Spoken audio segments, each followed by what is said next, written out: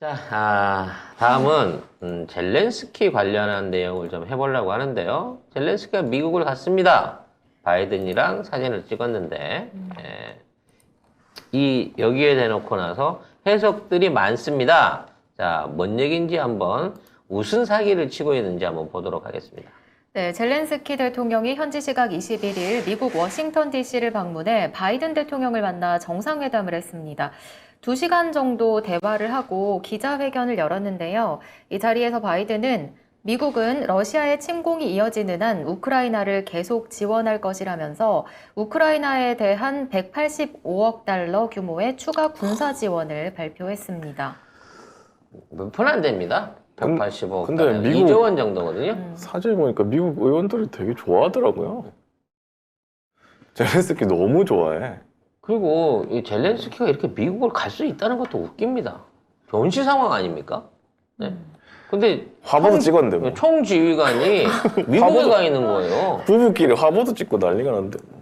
미국 못 가나. 지금 이 일종의 이거는 민주당의 어떤 군산 세력들이 자신들의 어떤 건재 그리고 우크라이나 전쟁을 지원하면서 지금 유럽을 경제 파탄에 빠뜨리고 있는 정책에 대한 일종의 그 과시성 행사가 아닐까 싶은데, 그럼에도 불구하고 여기를 왔다는 것 자체가 나는 매우 의심스러운 그 정황을 생각을 좀 해보게 됩니다. 무슨 얘기냐면, 예전에 한참 선거 직전에 낸시 펠로시부터 미국 의원들이 그 전쟁 중에도, 전쟁 위협에도 불구하고 우크라이나 방문했었죠. 계속 방문을 했잖아요. 네. 그때 뭔가 우크라이나 안에 억류돼 있는 중요 인사가 있을 거라는 루머가 있었죠. 헌터 바이든이라고 그렇죠. 선거까지 말씀하셨죠. 이번에 네. 데리고 온 거 아닐까. 미국으로. 뭔가 그동안 어딘가에 보호 억류 내지는 하고 있었던 헌터 바이든을 지금 데리고 들어온 거 아닐까. 저는 개인적으로 그런 의심을 해봤습니다. 왜 이제서야 데리고 들어오나요? 인질로 잡아놨나요? 그러니까 그동안 어떤 뭐 협정이나 여러 가지 또는 안전의 문제도 있을 수 있고요.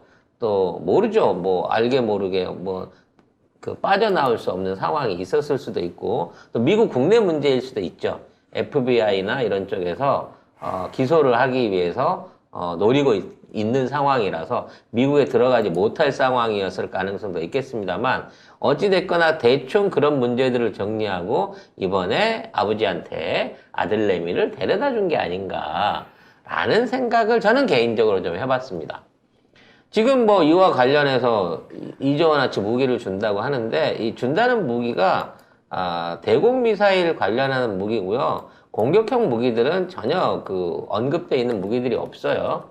사실 이제 젤렌스키는 자주포라든지 하이마스 같은 다연장 로켓 이런 거 공격이 가능한 그 무기들을 요구를 하고 있는데, 지금 미국이 대주고 있는 거는 그 요격 미사일들만 계속 대주고 있습니다. 그래서 뭐 드론이나 비행기나 미사일 같은 걸 요격할 수 있는 그 범용 요격 미사일들을 보내주고 있고, 그래서 그게 이제 뭐 격추율이 100%다 이러고 자랑을 하고 있거든요. 문제는 이게 미국이 개발을 해놓고 한 번도 안 쓰던 재고 무기였다는 겁니다. 근데 이것들을 지금 우크라이나에다가 전부 다 떨이를 하고 있는 거예요. 재고떨이네. 네. 그래서 이 재고떨이의 마지막 부분을 받으러 온 거고, 실제 젤렌스키는 좀 실질적으로 전쟁에 도움이 될 수 있는, 러시아를 타격할 수 있는 무기를 달라고 했는데 그건 못 얻어냈다는 거죠. 지금 그 미국의 군산업체가 올 들어서 미국 의회, 그러니까 미국 군산업체가 다른 나라에 무기를 수출하려면 의회의 승인을 얻어야 되거든요. 의회의 승인을 얻어서 올해 수출한 양만 105조 원이 넘습니다. 그리고 지금 미국의 모든 군산업체가 다 24시간 풀 가동을 계속하고 있는데도 밀려 들어오는 주문을 다 소화를 못하고 있는 상황이에요. 그러니까 민주당을 지지하고 있던 군산 세력들은 지금 잔치를 벌이고 있는 겁니다. 난리가 났어요. 신이 났어요. 돈잔치를 벌이고 있는 거예요.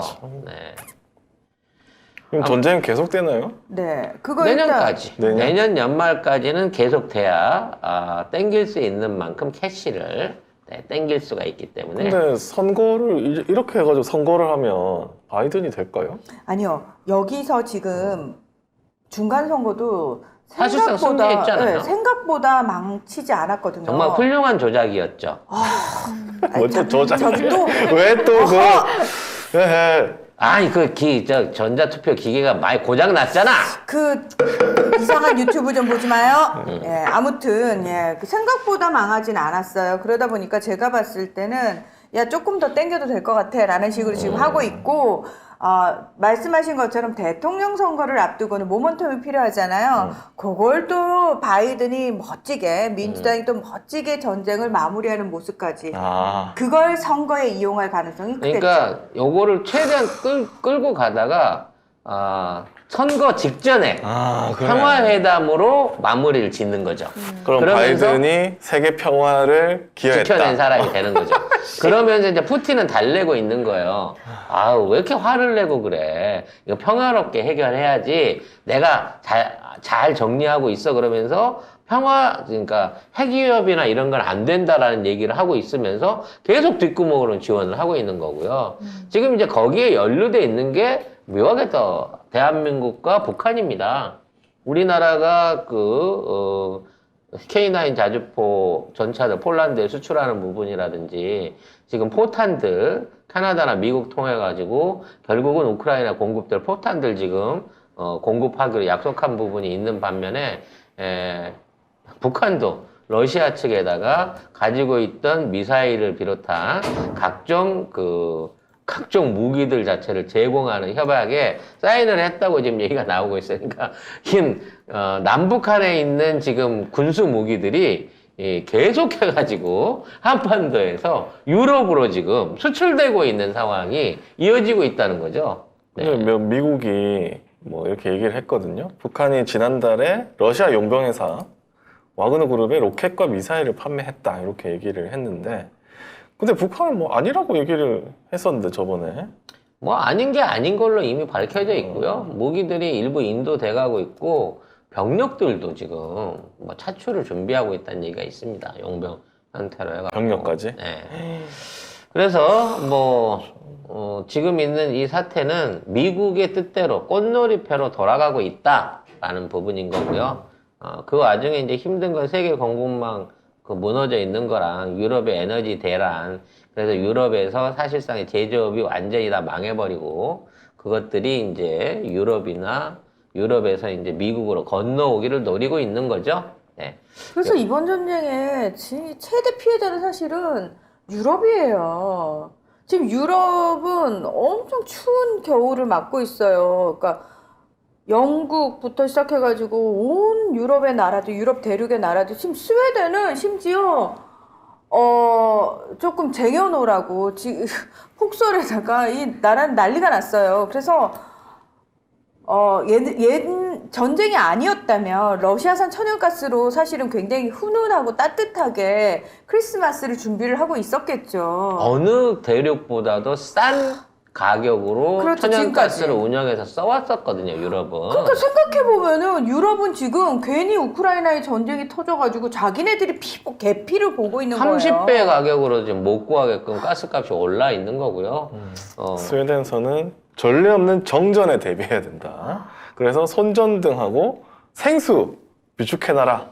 그게 먼시 시대로 가는 거지, 유럽이 이제는. 겨울에. 그리고 지금 혹한 관련해서 말씀드리고 있는데 지금 이 혹한이 내려오고 있는 경로가 딱 세 군데예요. 우리 동아시아 쪽으로 한반도를 중심으로 해갖고 양쪽으로 하객진처럼 내려오고 있는 거대한 한파가 있고요. 네.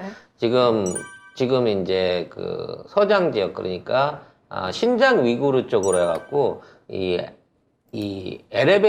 에베레스트 산 쪽, 네, 에베레스트가 아니고 에베레스트 산 쪽으로 흘러나가고 있는 줄기가 하나 있는 거고요. 비행기 승무원은 뭐죠? 스튜디오스? 네. 아무튼 그런 거고요. 그 다음에 또 한 군데가 노르웨이, 핀란드, 그러니까 지금 이 스칸디나비아 반도를 방파제로 해갖고 그쪽으로 흘러내려가고 있는 유럽 한파인 겁니다. 그렇기 때문에 유럽도 지금 일본이나 대만처럼 한 번도 겪어보지 못한 혹독한 겨울과 폭설을 지금 체험하고 있는 거거든요. 지금 이미 유럽에서 동사자 엄청 급증하고 있는 상황이고요. 지금 유럽 정부들은 부글부글 끓고 있을 거예요. 아마 굉장히 열받아 있을 거예요. 이게 도대체 네. 누구를 위한 전쟁이고 왜 유럽 사람들만 이렇게 피해를 보느냐. 그리고 왜 가스 실어다 준다 그래 놓고 안 실어다 주는데 라고 얘기를 하고 있는 거죠. 독일이 LNG 저장고를 크게 만들었어, 얼마 전에. 지금은 뭐해, 씨. 그 LNG가 배달이 안 되는데. 지금 유럽 줄 것도 없어요. 왜? 다른 나라도 추워. 지금 중앙아시아도 춥고 극동도 추워요. 특히 중국이 뒤지게 춥다니까 지금. 결국 그쪽으로 갈 물량들이 안 가는 겁니다, 결과적으로. 게다가 지금 유럽 의회 자체가 카타르로부터 뇌물받은 스캔들이 빵 터져가지고 욕을 바가지로 쳐먹고 있는 카타르 상황인데. 얘네들은 너무 뇌물을 잘 줘요. 근데 지금 그게 유럽연합 입장에서는 엎친 데 덮친 격이라는 거예요. 지금 전쟁에 제대로 대응을 못 해가지고 유럽 국가 전체가 사실 처맞고 있는 상황에서 이 문제로 니들의 어떤 투명성도 문제 있는 거 아니냐라고 하니까 여기저기서 지금 다 치이고 있는 거예요. 그래서 사실 유럽연합 차원에서 뭔가 강한 어떤 액션이 나와야 되는데 그걸 할 수가 없는 상황이에요. 통합이 안 되죠. 이러면서 이제 뒷근육으로는 뭐 조금 표현이 그랬습니다만 야매로 그 표현이 더 이상합니다. 벨로루시나 헝가리나 뭐 이런 쪽을 통해 가지고 러시아산 가스들이 철도나 이 차량을 통해 갖고 또 이게 또 야매로 이게 그 유통이 되고 있거든요. 그거 먼저 살라고 더 난리를 치고 있는 상황인 거예요. 결과적으로 이 문제는 유럽을 어떤 그 세계 경제축 안에서 괴멸시키는 수준까지 무너져 나가게 될 거고, 내년도에는 완전히 새로운 경제 체제, 지금까지 없었던 공급망 체제, 양극 체제로 변화하게 될 것이다 라는 게 전문가들의 전망입니다. 그래서 에마누엘 마크롱 프랑스 대통령은 계속 대놓고 우크라이나한테 종전해라라고 대놓고 얘기를 하는데, 와, 독일 이것들은 역시 이것들이 약간 꾸리꾸리한 데는 선수인 것 같아. 바로 중국하고 착 붙잖아요. 예. 독일은 그렇게 선택을 한 거예요. 이게 우크라이나 전쟁 끝내라고 우크라이나를 압박을 했더니 프랑스랑 같이 이게 미국의 기세를 등에 업고는 더 우리 알기를 뭐같이 알고 있는 상황에서 오케이, 그럼 우리 독일도 살아야겠어. 지금 우리가 제일 큰 타격을 받았어. 이러면서 중국하고 밀착을 하는 모습을 보이니까 유럽에서 어떻게 중국하고 무슨 말이야, 우리가 살아야지. 그래서 지금 유럽 내의 분열이 심각하다. 있는 놈들이 조금 굶으면 더 힘들어해요. 경험이 없거든. 왜? 그래서 경제사범들이 잡혀 들어가잖아요. 진짜 고통스러워하는 게 먹는 것 때문에 고통스러워한대잖아. 밖에서 그렇게 잘 먹었는데 그 빵 안에서는 그만큼을 못 먹거든. 야, 빵도. 끔찍한 얘기 하지 마. 왜? 갑자기 옛날 생각나.